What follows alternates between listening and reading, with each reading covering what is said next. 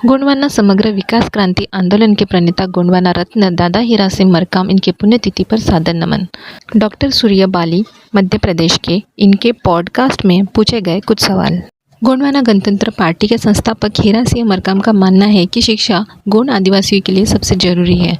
वे एक ऐसी शिक्षा का प्रस्ताव कर रहे हैं जो सामाजिक, सांस्कृतिक, राजनीतिक और आर्थिक रूप से उत्कृष्ट बनाए। सूर्य बाली इनसे विशेष बात। हीरा सिंह मरकाम मध्य प्रदेश के वरिष्ठ राजनेता थे। उन्होंने 1990 में गोंडवाना गणतंत्र पार्टी का गठन किया। राजनेता होने के साथ ही उन्होंने गोंड संस्कृति और सभ्यता को लेकर आंदोलन चलाया। सूर्य बाली से बातचीत में उन्होंने गोंड सभ्यता, संस्कृति, परंपरा और राजनीतिक हालात आदि के बारे में विस्तार से बताया है। पारिवारिक सवाल पूछे गए तब हीरा सिंह ने बताया, मेरा जन्म 14 जनवरी 1942 को बिलासपुर जिले के तिवरता गांव के एक खेतीहर मजदूर किसान किया हुआ था। यह अब कोरबा जिले के अंतर्गत आता है। मेरे पिताजी का नाम देवशाय मरकाम था, माता का नाम सोन कुंवर मरकाम था। हम 7 भाई बहन हैं। इनमें हम 3 भाई और 4 बहनें। बड़े भाई का नाम चरण सिंह मरकाम, मैं हीरा सिंह मरकाम और मेरा छोटा भाई निर्मल सिंह मरकाम। ऐसे उन्होंने अपना परिचय बताया। दूसरा सवाल उनकी शिक्षा के बारे में जो पूछा गया तब हीरा सिंह बताते हैं कि उनकी प्रारंभिक शिक्षा गांव में हुई थी, क्योंकि गांव में कोई सरकारी या प्राइवेट स्कूल नहीं था। एक पढ़े लिखे व्यक्ति गांव के कुछ बच्चों को प्राथमिक शिक्षा देते थे। इसके बदले में हम लोग प्रतिदिन उन्हें चावल देते थे। हमको पहली से तीसरी कक्षा तक पढ़ाने वाला मास्टर साहब पहले गाँव के जमींदार के यहाँ मंत्री थे, जिन्हें गाँव वालों ने शिक्षक बना लिया। फिर 3 साल बाद गाँव में सरकारी स्कूल बना, जहाँ मैंने 4ठी कक्षा में दाखिला लिया। वहाँ से हमें हिंदी, भूगोल, गणित और व्याकरण रचना की शिक्षा मिली और इस तरह हमने गांव से प्राइमरी की पढ़ाई पूरी की। ऐसा हीरा सिंह बताते हैं। हमारे गांव के आसपास माध्यमिक पाठशाला नहीं थी। वहाँ केवल जनपद पंचायत के स्कूल में होते थे। इसलिए सन 1952 में अपने गांव से लगभग 40 किलोमीटर दूर सूरी गांव के माध्यमिक विद्यालय में दाखिल लिया। चूँकि सरकारी छात्रावास नहीं था, इसलिए सारी व्यवस्था खुद ही करनी पड़ती थी। दाल, चावल, तेल, मसाला और बिस्तर सब घर से ले जाना पड़ता था। वो स्कूल एक जमींदार की पुरानी हवेली में चलता था। सूरी से 7वीं कक्षा तक की पढ़ाई पूरी करने के बाद आगे 1 साल के लिए कटघोरा तहसील मुख्यालय गया, जहाँ से शिक्षा की विकास समिति नामक संस्था में वर्ष 1955-56 में 8वीं कक्षा पास किया गया।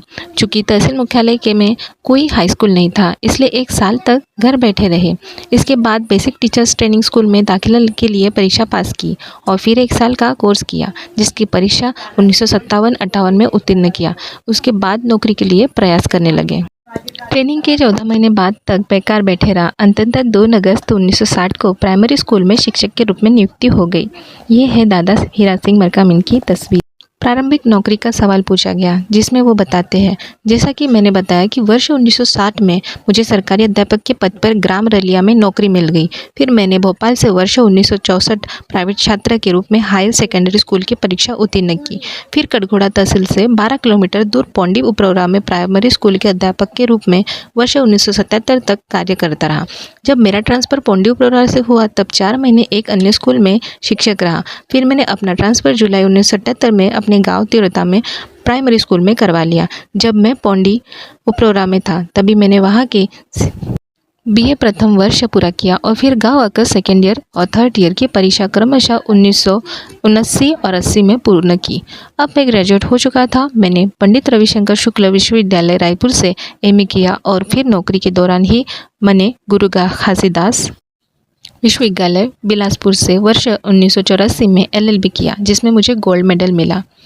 वो जब अपनी निजी ज़िंदगी के बारे में बताते हैं तब वो बताते हैं, मेरी शादी वर्ष 1958 में हुई। मेरी पत्नी का नाम श्रीमती राय कुंवर है, जो पढ़ी लिखी नहीं है और न ही आज तक पढ़ने की कभी कोशिश की। मेरे 3 बच्चे हैं। सबसे बड़ी बिटिया है जिसका नाम गीता मरकाम है। अब वो IM पति का सरनेम लिखती है। बड़े बेटे का नाम तुलेश्वर मरकाम और छोटे बेटे का नाम लीलाधर मरकाम है। सभी बच्चों की शादी हो गई और सभी सफलतापूर्वक अपने कार्यों का निर्वहन कर रहे हैं। सभी सुखी और जीवन जी रहे हैं। तभी वो बताते हैं कि राजनीतिक और सामाजिक क्षेत्र में कैसे आए। बात वर्ष 1980 की है, जब मैं अपने गांव में सरकारी स्कूल में शिक्षक के रूप में कार्य कर रहा था। तब बहुत सारे शिक्षकों को ट्रांसफ़र पोस्टिंग के नाम पर तंग किया जा रहा था। सीनियर अध्यापकों का डिमोशन भी किया जा रहा था। मैंने अध्यापकों पर हो रहे अन्याय और उत्पीड़नों के खिलाफ आवाज़ उठाई और जिले के बेसिक शिक्षा अधिकारी कुंवर बलवान सिंह के खिलाफ मोर्चा खोल दिया। मेरी पहचान एक जुझारू शिक्षक नेता के रूप में बन चुकी थी। उसी समय विधानसभा चुनाव का दौर चल रहा था। चूँकि मैं सामाजिक और शैक्षणिक रूप से जागरूक होने के कारण समाज की समस्याओं को बड़े स्तर से हल करना चाहता था और मुझे सुनहरा अवसर दिखा जब मैं अच्छे ढंग से समाज और लोगों की मदद कर सकता था। फिर मैंने 2 अप्रैल 1980 को सरकारी सेवा से त्यागपत्र देकर पाली तानाघर विधानसभा क्षेत्र से चुनाव में कूद पड़ा। निर्दलीय प्रत्याशी होने के बावजूद इलेक्शन में दूसरे स्थान प्राप्त किया और यहीं से मेरी राजनीतिक पहचान बनी। दूसरा चुनाव वर्ष 1985-86 में भाजपा की टिकट ले लड़ा और पहली बार मध्य प्रदेश विधानसभा में पहुंचा। मैंने 1990 के लोकसभा चुनाव में पार्टी का विरोध किया। पार्टी में स्थानीय के बदले बाहरी अपना उम्मीदवार बनाया। जब पार्टी ने मेरी बात अनसुनी कर दी तब मैंने बागी प्रत्याशी के रूप में वर्ष 1990 और 91 में जांजगीर चांपा लोकसभा क्षेत्र से भाजपा के खिलाफ चुनाव लड़ा, लेकिन हार का सामना करना पड़ा। जब उनसे पूछा गया आप गोंडवाना आंदोलन से कब और कैसे जुड़े, तब वो बताते हैं जब मैं वर्ष 1980 में विधायकी का चुनाव हार गया था तब एक काम से मेरा नागपुर जाना हुआ। वहाँ मुझे नागपुर के गोंडवाना क्लब में जाने का मौका मिला। वहाँ पर पहली बार मैंने गोंडवाना के बारे में जाना। मैंने देखा कि वहाँ सभी लोग गोंडवाना प्रदेश के थे। वही मेरी मुलाकात पहली बार गोंडवाना सभ्यता और परंपराओं के महान अध्येता मोतीराम कंगाली इनसे हुई। वे बैंक में अधिकारी होते हुए भी अपना काफ़ी समय गोंडवाना आंदोलन को दे रहे थे। इसी दौरान मेरी मुलाकात गोंडवाना में काम करने वाले सुनियर सिंह तारम इनसे भी हुई और अन्य जुझारू एवं कर्मठ लोगों से। इसी वर्ष इस 5 लोगों ने कचारगढ़ यात्रा की शुरुआत की, जिसमें BL कोराम, सुनियर सिंह तारम, शीतल मरकाम, मोतीराम कंगाली और स्वयं वो थे। आज आप देख सकते हैं कि वहाँ जतरा आज कितना विस्तृत हो चुका है। वर्ष 1986 में जब मैं विधायक बना तब गोंडी भाषा के साहित्यकार और चिंतक सुनियर सिंह तारम अपनी पत्रिका के संदर्भ में मिलने भोपाल आए, जो गोंडवाना सगा नामक पत्रिका निकालते थे। मैंने उन्हें भोपाल बुलाकर गोंडवाना दर्शन पत्रिका निकालने का आग्रह किया। इसके लिए मैंने उन्हें आर्थिक मदद के साथ साथ बहुत सारी किताबें और लाइब्रेरी की सुविधा भी उपलब्ध करवाई। यही गोंडवाना आंदोलन की नींव रखी और जानी शुरू हुई। दोस्तों, आप पढ़ने के लिए समय नहीं निकाल पाते हैं, इसीलिए इस ऑडियो के ज़रिए मैं आपको ये वीडियो शेयर कर रही हूँ। तो आप इसे लाइक, शेयर और चैनल को सब्सक्राइब करना ना भूलें।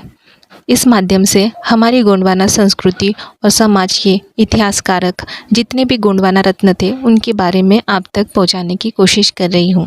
इसलिए ज़रूर सभी लोग लाइक, सब्सक्राइब और शेयर ज़रूर करें।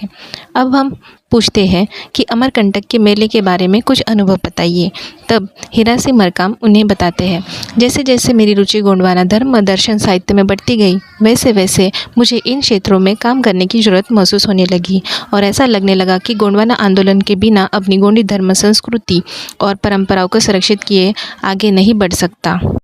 इसी क्रम में एक बार जब अमरकंटक जाना हुआ तब वही ठुन्नूराम मरकाम से मुलाकात हुई, जो एक प्रसिद्ध वैद्य थे। उनके सहयोग से 2005 में उनके घर के बगल में पड़ापेन थाना की स्थापना की। तब से आज तक लगातार 14 वर्षों से वहां पर भव्य कार्यक्रम का आयोजन हो रहा है, जहां लाखों कोयतुर अपनी संस्कृति और परंपराओं को जानने समझने दूर दूर से आते हैं। इसी तरह मोतीराम कंगाली, सुनियर सिंह तारम और अन्य साथियों के साथ मिलकर कचारगढ़ में पहल की। अब वह करवा बहुत आगे बढ़ गया है। गोंडवाना आंदोलन को बढ़ाने के लिए अमरकंटक में मोतीराम कंगाली और सुनियर सिंह तारम की मदद से गोंडवाना विकास मंडल की नींव डाली गई। वहाँ ज़मीन भी खरीदी गई। आज वहाँ भव्य गोंडवाना भवन है। सुनियर सिंह तारम भोपाल से गोंडवाना दर्शन पत्रिका निकालने लगे। हालांकि बाद में उन्होंने राजनांदगांव जिले से भी प्रकाशित किया। बाद में तारम साहब ने पत्रिका का संपादन व प्रकाशन नागपुर से करना शुरू कर दिया। इस तरह गोंडवाना मूवमेंट का साहित्य सेक्शन तारम जी और धर्म संस्कृति का सेक्शन कंगाली जी देखते थे। BL कोराम जी बहुत साहित्यिक अभिरुचि वाले व्यक्ति थे और वे काफ़ी अध्ययन भी करते थे। उनसे ये पूछा गया कि राजनीतिक दौर छोड़कर सामाजिक के रूप के तरफ दौर क्यों बढ़ने लगा। तब वो बताते कि इसका पीछे का मुख्य कारण था एक शिक्षक के रूप में मेरा जीवन। गोंड संस्कृति के बारे में तब हम कुछ नहीं जानते थे, परंतु कंगाली जी के साथ में यह सब जानने समझने का अवसर मिला।